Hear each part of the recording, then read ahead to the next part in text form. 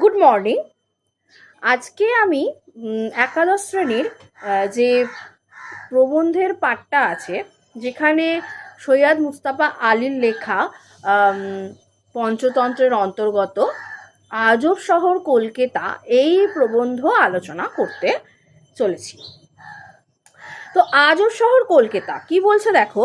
আজব শহর কলকাতা ছেলেবেলা থেকে শুনে আসছি, বুড়ো হতে চললুম তবু তার প্রমাণ পেলুম কমই। তাই নিয়ে একখানা প্রামাণিক প্রবন্ধ লিখব ভাবছি। এমন সময় নামলো জোর বৃষ্টি। সমীরণে পথ হারানোর বেদনা বেজে উঠল, কারণ যদিও পথ হারায়নি তবু সমস্যাটা একই।